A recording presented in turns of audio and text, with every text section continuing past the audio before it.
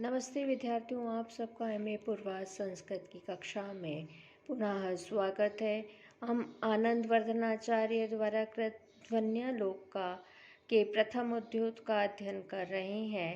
अभी तक हम 2 कारिका का अध्ययन कर चुके हैं, जिसमें सर्वप्रथम कारिका में ध्वनिकार आनंद वर्धनाचार्य ने ध्वनि विरोधी 3 मतों के बारे में बताया।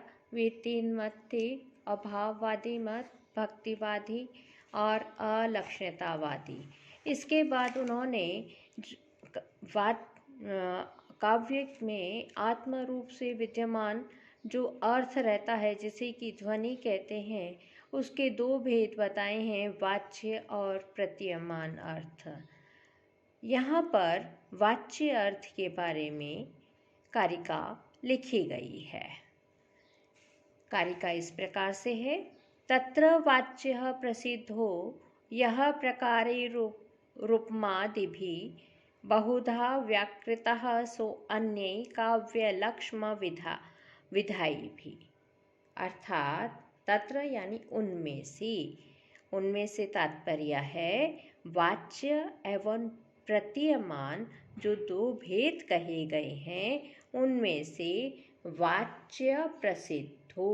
वह वाच्य अर्थ है यह प्रकारे उपमादि भी, जो कि उपमा आदि प्रकारों से, गुणालंकार प्रकारों से प्रसिद्ध है। प्रसिद्धौ यानी जो प्रसिद्ध है। बहुधा व्याकृतः सो अन्ये ततो नेह प्रतन्यते।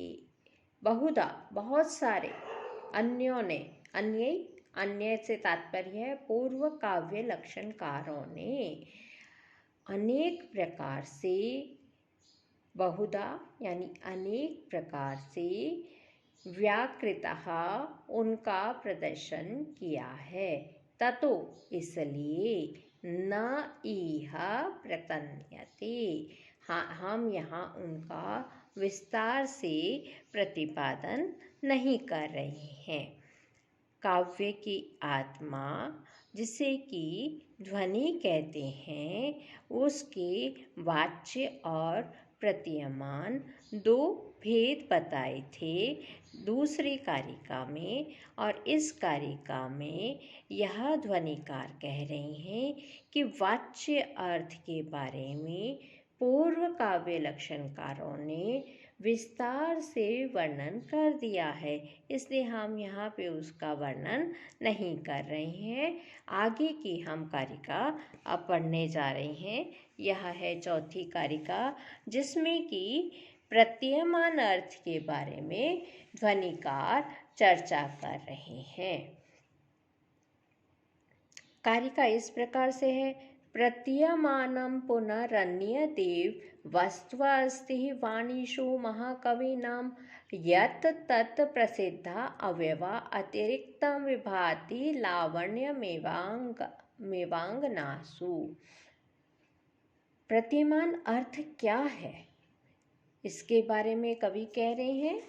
महाकवियों की वाणियों में, वाणीषु महाकवीनां अर्थात महाकवियों की वाणियों में यह प्रतीयमान अर्थ पुनरन्यदेव, पुनः कुछ और ही वस्तु है, यत् तत् जो कि प्राचीन आचार्यों के द्वारा प्रसिद्ध अवयवा अतिरिक्तम विभाति, प्रसिद्ध काव्य अवयवों, गुणालंकार आदि से भिन्न है। विभाति लावण्यमेवांगासु, उसी प्रकार शोभायमान है जिस प्रकार अंगनाओं में लावण्य शोभायमान होता है। पुनः देखिए अर्थ: महाकवियों की वाणियों में यह प्रतीयमान अर्थ पुनः कुछ और ही वस्तु है, जो कि प्राचीन आचार्यों द्वारा प्रसिद्ध काव्य अवयवों, गुणालंकार आदि से भिन्न है और उसी प्रकार शोभायमान है जिस प्रकार अंगनाओं में लावण्य शोभायमान होता है। ध्वनिकार का तात्पर्य यह है कि प्रतीयमान वाच्य अर्थ से भिन्न अन्य और कोई वस्तु है, वह प्रतीयमान इस प्रकार का है जो कि सहृदय जनों में प्रसिद्ध है और लोक प्रसिद्ध अलंकारों में तथा प्रतीत होने वाले अन्य काव्य अवयवों से भिन्न होता हुआ उसी प्रकार प्रकाशित होता है जिस प्रकार अंगनाओं में लावण्य प्रकाशित होता है। जिस प्रकार अंगनाओं में पृथक रूप से दिखाई देता हुआ सौंदर्य उसके सभी अंगों से पृथक होकर सहृदय की आँखों के लिए अमृत रूप कोई और ही दूसरा तत्व है, उसी प्रकार वह प्रतीयमान अर्थ है। यह प्रतीयमान अर्थ महाकवियों वाल्मीकि, व्यास, कालिदास आदि के काव्यों में व्यापक रूप से विद्यमान है।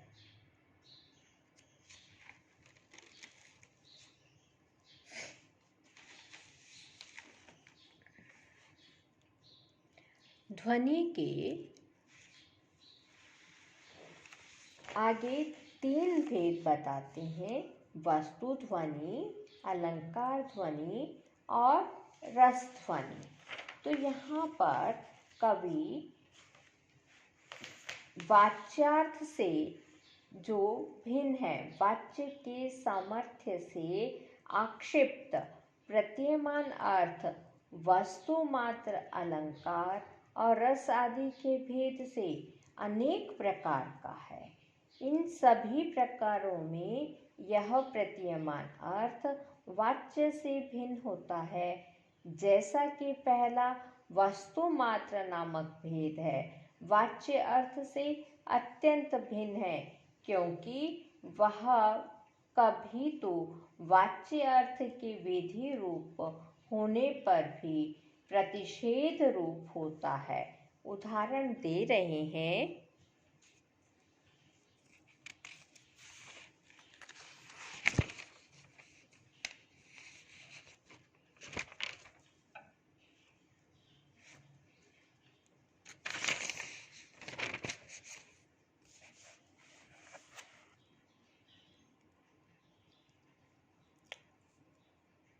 ब्रह्म धार्मिक विश्वस्तः न शुनको अध्यमारितस्तेन गोदा नदी कच्छुक कुंज वासिनः दृप्त सिंहेन।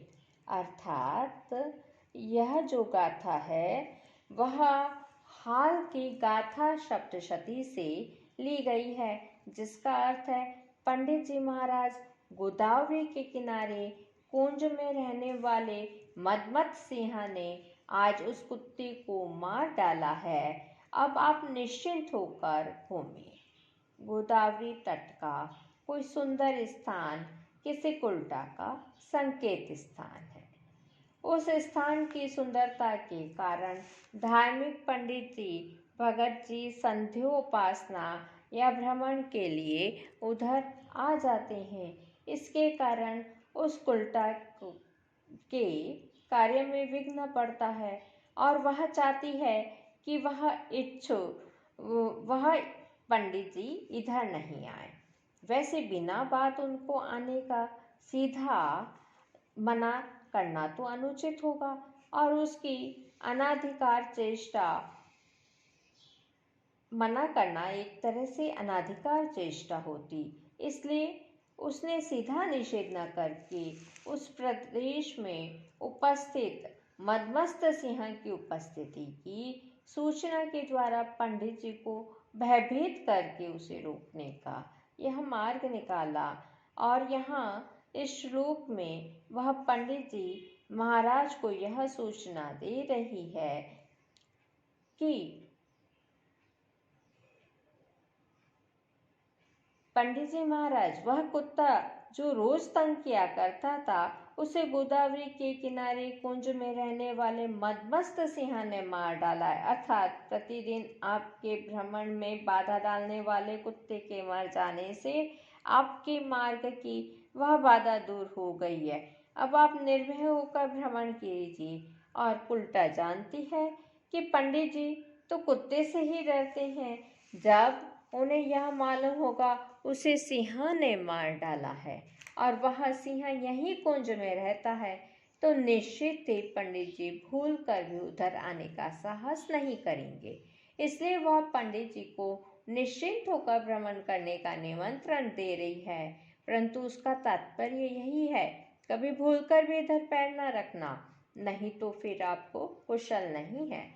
श्लोक में धार्मिक पद पंडित जी महाराज की भीरुता का और दृप्त पद सिंह की भीषणता के अतिरेक का और वासिना पद सिंह की निरंतर विद्यमानता का सूचक है। इस श्लोक का वाच्य अर्थ तो विधि रूप है, परंतु जो उसके प्रतीयमान अर्थ है, वस्तु ध्वनि है, वह निषेध रूप है। इसलिए वाच्यार्थ से प्रतीयमान अर्थ अत्यंत ही भिन्न है। कुछ समालोचकों का कथन है, यहाँ ब्रह्म शब्द के वाच्य और निषेध दोनों अर्थ वाच्य माने जा सकते हैं, परंतु अभिनव गुप्त का कथन है कि विधि और निषेध में परस्पर विरोध होने के कारण वे दोनों न तो एक साथ वाच्य हो सकते हैं, न क्रमशः वाच्य हो सकते हैं, क्योंकि अभिधा का एक बार विराम हो जाने के पश्चात पुनः व्यापार नहीं होता।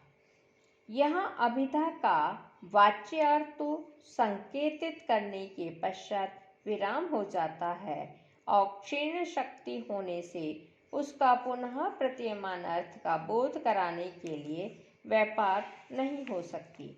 महिम भट्ट ने व्यंजना व्यापार का प्रबल शब्दों में खंडन किया है। उसका कथन है कि व्यंजना वृत्ति के द्वारा जिस प्रतीयमान अर्थ का बोध होता है, उसका बोध अनुमान के द्वारा ही हो जाता है।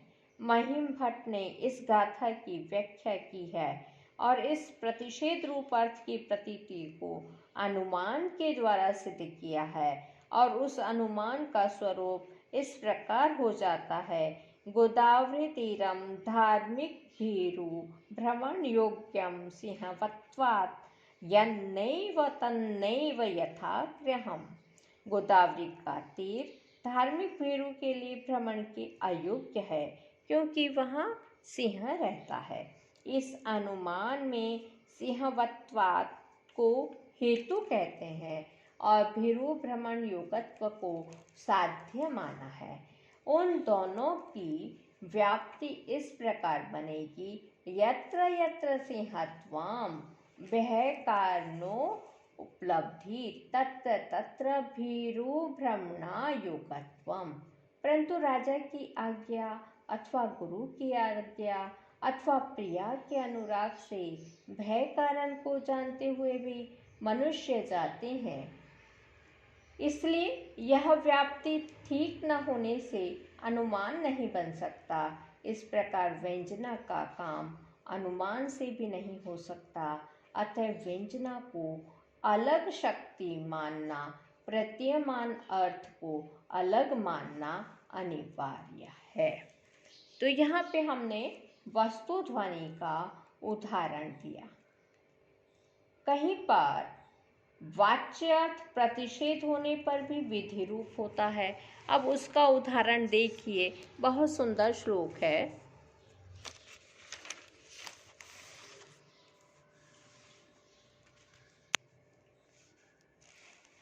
स्वसुरत्र निमजति अत्राहं दिवासक प्रलोक्य मां पथिक्रात्र्यन्धक्षययां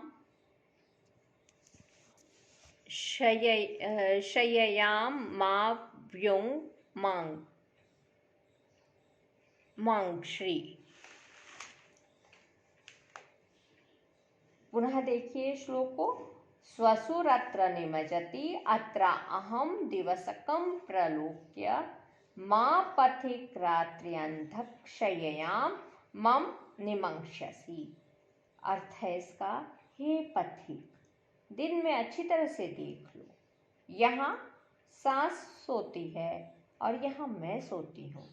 रात को रतौंधी-ग्रस्त होकर कहीं हमारी खाट पर न गिर पड़ना।